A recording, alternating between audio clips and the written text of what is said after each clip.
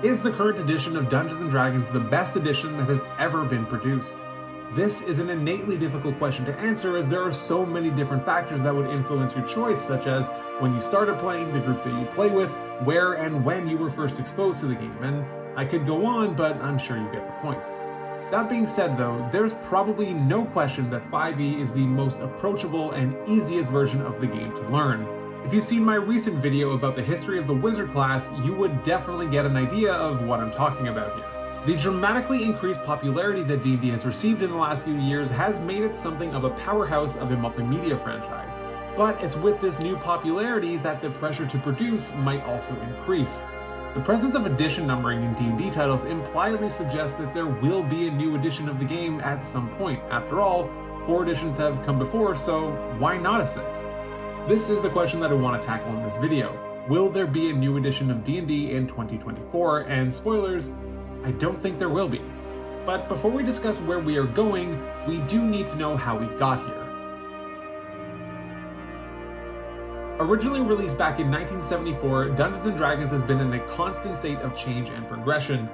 Numerous editions and branches of the game have also existed throughout the years. The most recent edition, Dungeons & Dragons 5th edition, was released in 2014 and in many ways was a dramatic departure from editions of the past, but was also something of a return to form, especially coming off the back of the radically different 4th edition.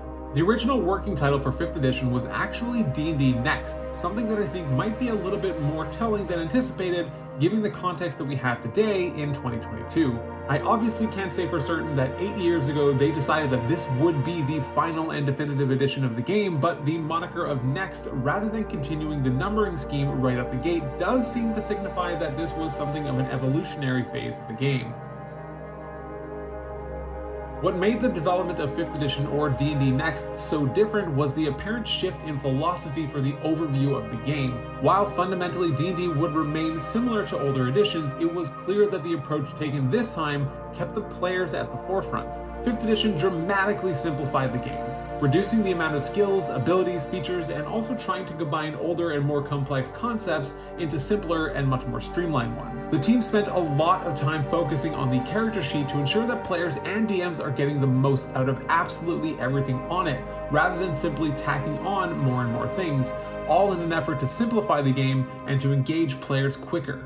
This is something that Jeremy Crawford spoke at length about in a recent Sage Advice video, and I think speaks volumes about the design philosophy of the current game. Beyond the many mechanical improvements that came with 5th edition, the change in philosophy can also be seen in the types of material published by Wizards of the Coast. Gone are the days of countless supplements, and instead these have been replaced with campaign settings and adventures. Something that you'll notice if you spend a little bit more time with these books is that they are effectively timeless and borderline rules or even edition agnostic. There's not really a whole lot stopping you from picking up a copy of Explorer's Guide to Wildemount or Curse of Strahd and dropping it into an earlier edition. And yes, while this is true to a degree for earlier editions as well, there is something about 5th edition that definitely feels a lot less hard-coded than previous editions, and that lends itself to feeling a lot more like a living, breathing game, and that is by design. The apparent exception to this shift in philosophy are what I would call the 2 rules expansions, those being Xanathar's Guide to Everything and Tasha's Cauldron of Everything, which were conspicuously updated in the holiday box set this year, and while they brought in a number of new rules, player and DM options, many of these feel very conceptual in nature rather than rigid structures that need to be followed. Examples of this are things like treasure tables, magic items, puzzles, encounter builders, and tools descriptions, and yes, sure, many of these do have 5e language baked into them, but it feels done in such a way that if you really wanted to drag and drop it into a different edition, or even a different system entirely, it would probably work out pretty well. I mentioned that the development of D&D Next was different than previous editions, and that's because this game was developed in some part in public with the help of the community. This is a trend which is fairly common in the video game world, where the long-term maintenance of a game is crucial to their success. Take something like StarCraft 2 for example. It was released back in July of 2010. The game has had 3 major expansions, countless patches, and in many ways is unrecognizable from the version that was released 12 years ago, but it's still StarCraft 2, not 3. This development style is something that the D&D team has continued from the early development stages to today through the medium of Unearthed Arcana. Every couple of months we receive playtest material and then receive a survey on it later, the results of which heavily influence the design decisions that the team ultimately makes. Probably the best recent example of this was the Strixhaven UA last year, which featured subclasses that could be taken by multiple classes. There was not a lot of support for it, and despite it being an interesting idea, it was ultimately scrapped. This is what I likely see as the continued development path for D&D moving forward. At the time of this video, Dungeons & Dragons has been around for nearly 50 years, and there is so much heritage and lore built up around the franchise that it's hard to forget about it, and honestly, it seems that Wizards of the Coast certainly has not. So many of the recent and upcoming releases slated for 5th edition are classic campaign settings that are being brought forward: Ravenloft, Spelljammer, Dragonlance, and certainly more to come in the future. While we don't know many of the details of the form that Dragonlance will take when it releases later on this year, we do know that Spelljammer Adventures in Space will be the first 3-book box set for one setting that has been released for 5th edition. This is a trend that I anticipate seeing much more of, as it allows each individual module or setting to more substantially stand on its own, a point that emphasizes that more edition agnostic approach that I mentioned earlier. Also, and as far as I can tell, it simply just doesn't really make a lot of sense to bring these beloved settings into 5th edition so late in its development life cycle if it were to be abandoned soon. And all of this brings us to what we can actually expect in the future. Last year at D&D Celebration, it was announced that the team is working on the next evolution of Dungeons & Dragons to be released in 2024. Many people, including myself, have speculated that this will be 5.5 or maybe even a 6th edition, but the more that I've thought about it, the less that I'm sure of that. Again, much like the wording of next in D&D Next, the wording of evolution seems to imply more of an incremental shift, one that we have already seen take place over the years and for the next few to come, rather than a dramatic and all-encompassing change that we saw between previous editions.